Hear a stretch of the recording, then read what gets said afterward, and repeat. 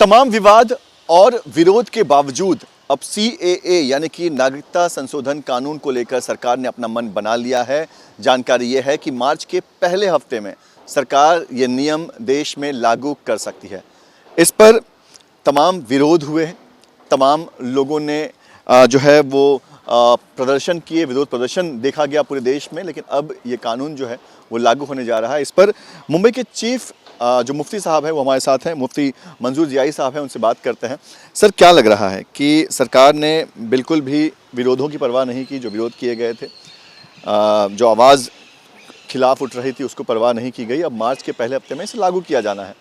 मुसलमानों का अब इस पर क्या कहना होगा? देखिए, इसमें सोचना होगा, जितने भी विरोध प्रदर्शन थे और विरोध प्रदर्शन होने थे वो NRCs को लेकर के थे।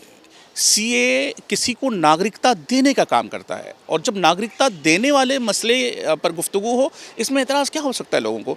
मुसलमानों के अंदर में डर और खौफ जो है वो NRC के मसाइल को लेकर के है, CAA के मसाइल को नहीं। CAA बाहर के आने वाले लोगों को नागरिकता फराहम करेगी, नागरिकता देगी, नागरिकता छीनेगी नहीं। और अगर ऐसा है तो CAA से मुसलमानों को कोई दिक्कत नहीं है। हाँ, आने वाले दिनों में जब NRC आएगी और जब NRC लागू की जाएगी तो उसके अंदर में इनके डॉक्यूमेंट्स और वहाँ के डॉक्यूमेंट्स के दरमियान में तज़ाद पैदा होगा। ये बात आने वाले दिनों की है। CAA से मुसलमानों को कोई दिक्कत नहीं होनी चाहिए। और मैं अपील करता हूँ न्यूज़ नेशन के माध्यम से कि मिश्रा जी के पूरे मुल्क के मुसलमानों से, मेरे भाइयों, वो कानून जिससे कि किसी को नागरिकता दी जा रही है, इसमें आपको किसी का कंधा बनने की ज़रूरत नहीं है।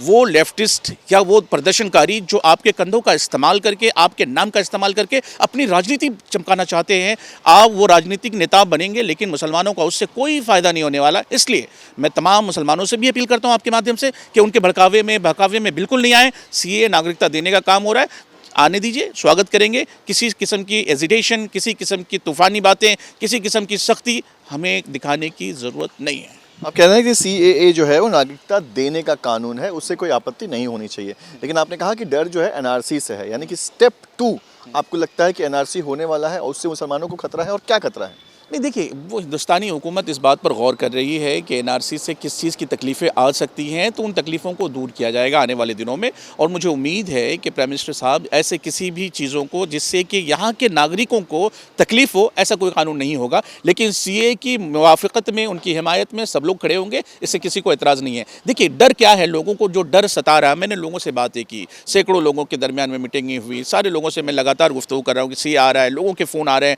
मुफ्ती साहब CAA आ रहा है, आपका क्या रिएक्शंस है? हम सभी लोगों से कहते आ रहे हैं CAA से नहीं घबराना है। घबराना अगर आपको है पेपर दिखाने से, तो वो NRC का वक्त होगा, इसमें आपको कोई पेपर दिखाने की ज़रूरत नहीं है। हाँ, लोगों का जो डर है वो असल में ये है कि जब NRC आएगी और CAA वाले जो भाई हमारे होंगे, हिंदू भाई, वो तो CAA का पेपर दिखा करके NRC में शामिल हो जाएंगे, मुसलमानों का क्या होगा? ये इस डर को लोगों के दरमियान में रखा जा रहा है। मैं अपने तमाम लोगों से कहता हूँ NRC भी बहुत शांति के साथ में गुजर जाएगा, ऐसे कोई दिक्कतें हिंदुस्तान के नागरिक को नहीं होगी। इसलिए मुसलमानों को इस पर एजिटेट नहीं करना चाहिए, किसी किस्म का शोर शराबा, भीड़ मचाना, ये बिल्कुल नहीं करना चाहिए। बल्कि CAA आता है तो CAA का स्वागत करना चाहिए और खामोशी के साथ में अपने कामों पे, धंधे पर लगे जाना चाहिए। आप कह रहे हैं कि असल खतरा जो है वो NRC से है, और आपने कहा कि NRC के समय में मुसलमानों को दिक्कत हो सकती है, क्योंकि जो CAA के डॉक्यूमेंट्स होंगे हिंदू भाइयों के पास होंगे, मुसलमानों के पास शायद ना हो। क्यों आपको लगता है कि मुसलमानों के पास जो CAA के डॉक्यूमेंट्स होंगे वो नहीं होंगे और NRC में उनकी मुश्किलें बढ़ सकती हैं? वजह यह है कि हिंदुस्तान एक बहुत बड़ा मुल्क है, इसमें पढ़े लिखे लोगों का तबका है, गरीब लोगों का तबका है, अनपढ़ लोगों का भी तबका है।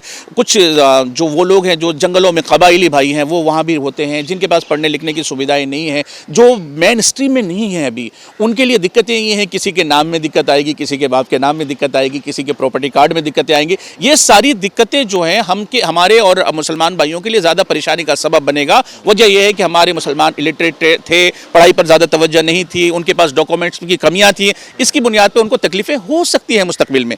इसलिए हमें चाहिए कि तमाम अपने डॉक्यूमेंट सही करें और सही करके गवर्नमेंट के सामने रखें कि भाई हमारी कमियां थी, हमने उसे पूरी कर ली है। तो उस बार इस बात को लेकर के, इतना बड़ा देश है, इतनी बड़ी आबादी है, उस आबादी के कुछ हिस्सों को इस बात से डर लगता है कि NRC के वक्त शायद हम पेपर अपने जमा ना करा सकें। हालांकि वो यहीं के रहने वाले हैं, यहीं के रहवासी हैं, जिंदगी उन्होंने अपने इसी धरती पर गुजारा है, लेकिन डर सता रहा है कि जैसा खौफ लगाया जा रहा था, कुछ नेता कह रहे थे कि भैया NRC में तुम्हारे पेपर नहीं आएंगे तो तुम्हें भेज दिया जाएगा, या तुम्हारे लिए कंटेनमेंट सेंटर्स बनाए जा रहे हैं वहाँ तुम्हें डाल दिए जाएंगे। तो इस बात का खौफ और डर है, लेकिन मैं कहता हूँ डरने की घबराने की बिल्कुल ज़रूरत नहीं है। हम इसी मुल्क के रहने वाले हैं, इसी मुल्क में पैदा हुए और इसी मुल्क की मिट्टी में दफन हो जाएंगे और बिल्कुल किसी से नहीं घबराएंगे। सीए आ रहा है, आने दीजिए, उसका स्वागत है।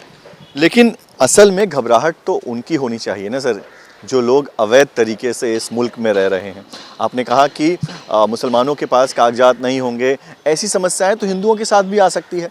तो असल में तो घबराहट उनकी होनी चाहिए जो इस देश के नागरिक नहीं हैं और अवैध तरीके से यहाँ पर छिपे बैठे हैं।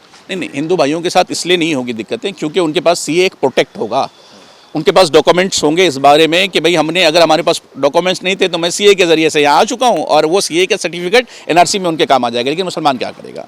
इसलिए मुसलमान डरा है और उसी डर को ख़त्म करने के लिए मैं गुजारिश करूँगा आपके माध्यम से सरकार से और सरकार की कमेटियों से कि ऐसी चीज़ों पर जो मुसलमानों जिससे डर है, उस डर और खौफ को भी आहिस्ता से ख़त्म कर दिया जाए ताकि हिंदू और मुसलमान की एकता, अखंडता और हिंदुस्तान को आगे ले जाने की जो हम सबकी काविशें हैं उसमें हम सभी सफल हो सकें। और जब हम ट्रिलियन डॉलर्स के मसाइल में रहेंगे तो इन सब चीज़ों पर तवज्जो नहीं होगी। हमारी कोशिश ये होगी कि हिंदू मुसलमान मिल करके हिंदुस्तान को तरक्की की तरफ ले जाएं।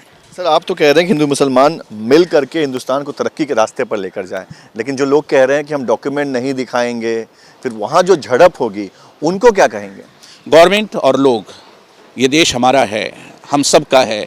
जब हम सब मिलकर के इस पे बैठेंगे, चर्चाएं होंगी और जब डॉक्यूमेंट्स दिखाने की बात आएगी डॉक्यूमेंट्स भी दिखाएंगे। वो लोग जो कहते हैं हम डॉक्यूमेंट्स नहीं दिखाएंगे तो वो क्या पाकिस्तान से आए, बांग्लादेश से आए, कहाँ से आए जो डॉक्यूमेंट्स आप नहीं दिखाएंगे? जो भी आपके पास डॉक्यूमेंट्स होगा और आप यहाँ के नागरिक हैं, आपकी कोई नागरिकता छीन नहीं सकता। और सीए में तो बिल्कुल घबराना नहीं है, एनआरसी आएगी तो जब देखेंगे।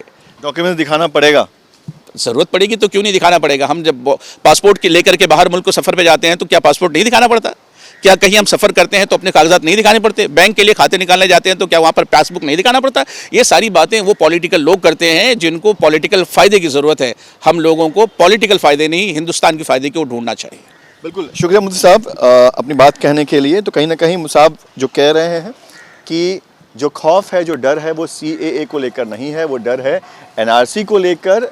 ऐसे में मुसलमानों को भी समझना होगा कि उन्हें फ़िलहाल इन चीज़ों से डरने की ज़रूरत नहीं है। और जैसा कि मुफ्ती साहब ने कहा कि फ़िलहाल मुसलमान सीए के विरोध में नहीं है और सरकार अगर इसे लागू करती है तो मुसलमान इसका स्वागत कर रहे हैं। वीडियो जर्नलिस्ट सिद्धेश वाजगे के साथ पंकज मिश्रा, न्यूज़ नेशन, मुंबई।